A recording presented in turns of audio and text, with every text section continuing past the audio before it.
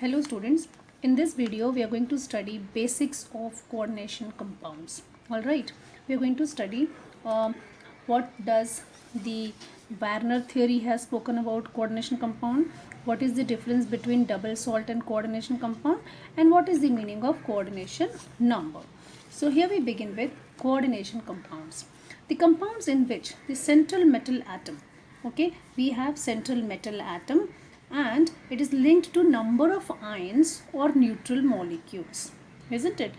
What is coordination compound? It is a compound in which we are having a central metal atom, okay, and to this central metal atom the electron donors, that is the ligands, are being attached, and this arrow I have shown, it is a coordinate bond.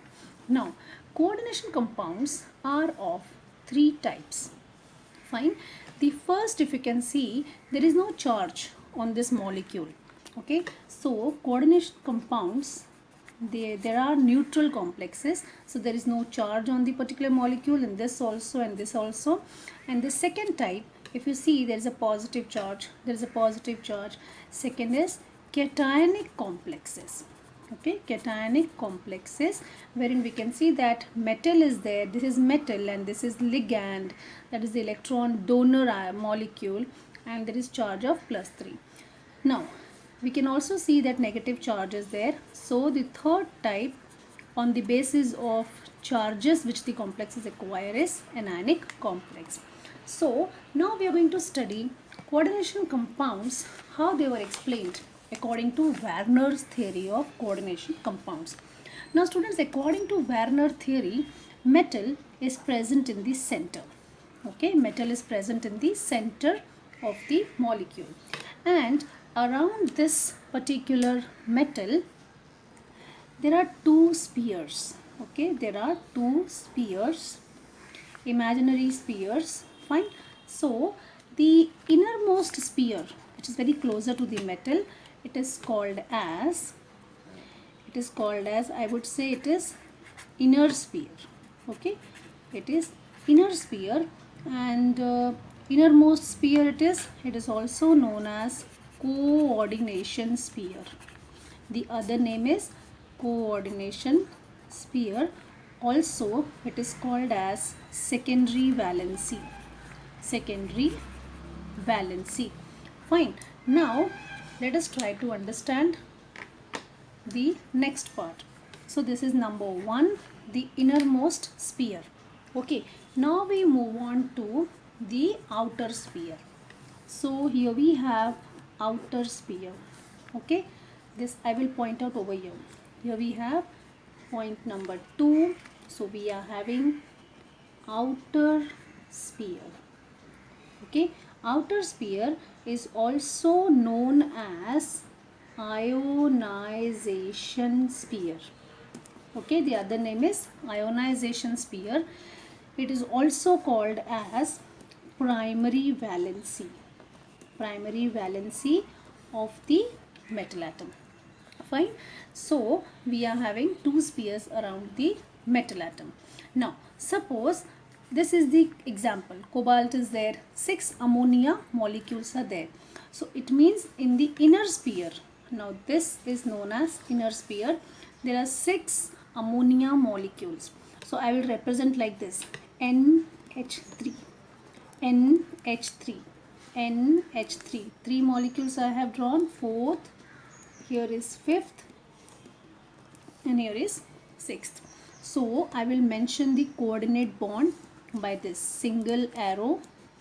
So 6 ammonia molecules are there, and each ammonia we know that it is having one lone pair of electron. So there are 6 ammonia molecules present in the inner sphere. Okay, and coordination sphere is also the innermost sphere. Secondary valency, we will come to this afterwards. Now outer sphere, look at the formula Cl3. It means here we have Cl. Okay, here we have Cl, leave 2, here we have Cl. Fine. So it means the outer sphere is having here 3 Cl. So according to Werner's theory, the explanation goes like this, that metal is present in the center, surrounded by the ligands in the innermost sphere, and the outer sphere we are having ionizable ions. Now, and how to calculate primary valency and secondary valency. Okay, now for primary valency, students, you will remember primary valency is equal to oxidation, it is equal to oxidation number of metal. Okay, oxidation number of metal. Fine. Now if primary valency is the oxidation number of the metal, and then let us solve the oxidation number. Now here we have copper, which is X, ammonia is a neutral ligand, so plus 0 is equal to, nothing is here but sulfate is minus 2, it means it is plus 2, so primary valency is plus 2. Okay, now K4FeCN6, we will have to first split this molecule. So we will write here minus 4, we will write plus 1.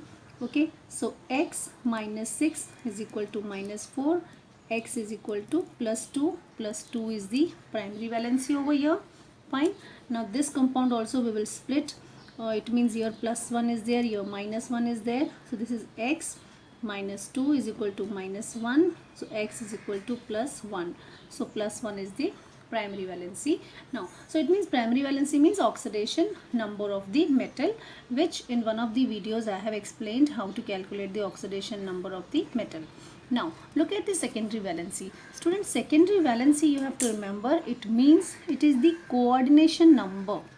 Okay, it is the coordination number. Okay, now what is coordination number? Coordination number means how many ligands are bonded. So it is very easy. Secondary valency, how many ligands are bonded to metal? There are 4 ligands are there. Here there are 6 ligands are there. Here there are 2 ligands are there. So I hope you have understood what is this primary valency and what is the secondary valency. Now students, let us distinguish double salt and coordination salt. Now double salts, if you notice over here, this is carnallite. Okay, this is carnallite. Now in this case, when you add water to it, okay, it will ionize, and it will ionize completely. They completely ionize and they loses their identity. They will lose their identity and give constituent ions. They will lose their identity and they will give constituent ions. It means they will give K plus, they will give Cl minus, they will give Mg plus 2. And when you carry out the confirmatory test, they will show presence, that is CT test will be positive for all these 3 cations, the 2 cations and anion. Okay, whereas coordination compounds, what happens, they will ionize, okay, ionize, but not completely. Coordination compound will not ionize completely. As we know, when you add water, only and only K plus will come out, isn't it? It will be K plus which will come out, and this will not ionize. So what happens? We can say that coordination compound, they do not loses their identity completely.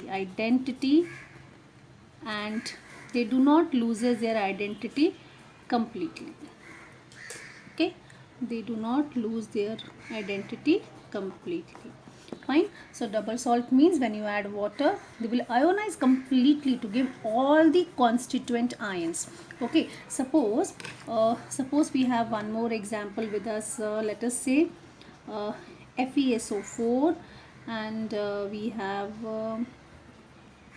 ammonium sulfate is there, and 6 water molecules. Okay, suppose you add water to it, this particular double salt will completely ionize, and you will get Fe plus 2, you will get NH4 plus, you will get sulfate also.